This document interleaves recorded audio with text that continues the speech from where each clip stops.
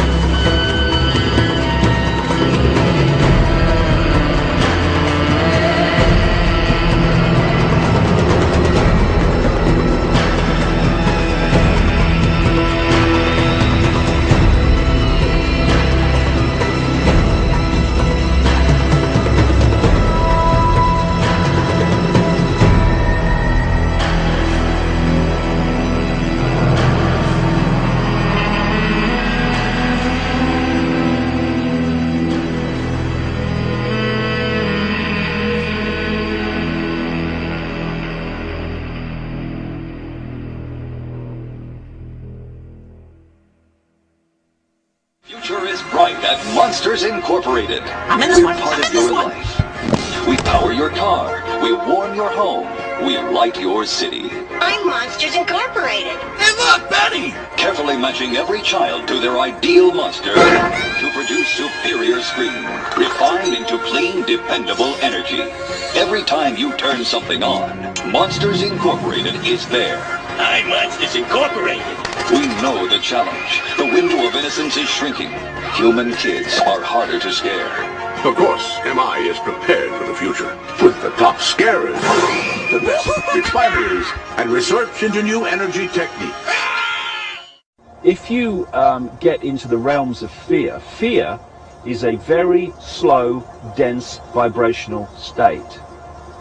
And the more you embody fear, and the whole of this manipulated society is globally is structured to make us fear, to make us have stress, to make us worry about tomorrow, and have guilt about yesterday, and forget about now.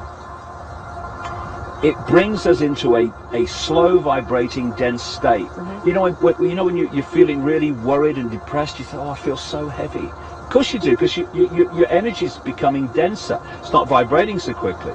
If it doesn't do that, it can't access higher frequencies. It can only access lower frequencies, which are the frequencies that that the manipulation is trying to isolate us into. So the more we fear, the more we are stressed, the more we energetically go from there to here. And so if you can control the financial structure, because you've created it from the start anyway, and you can flow the wealth into the hands of the tiny few, and the rest of the population then have to get by on what's left. You can control the stock markets, you can push them up and down, and you can control whether there's lots of money in circulation or not much money in circulation. Basically, you're controlling the fear mechanism of people. Saddam Hussein had the materials to produce as much as 500 tons of sarin, mustard, and VX nerve agent. But we now know that Saddam has resumed his efforts to acquire nuclear weapons. Secretly and without fingerprints, he could provide one of his hidden weapons to terrorists or help them develop their own. And we believe he has, in fact, reconstituted nuclear weapons. Our intelligence sources tell us that he has attempted to purchase high-strength aluminum tubes suitable for nuclear weapons production. No question we have said that Saddam Hussein possesses biological and chemical weapons. Saddam Hussein had materials sufficient to produce more than 38,000 liters of botulinum toxin,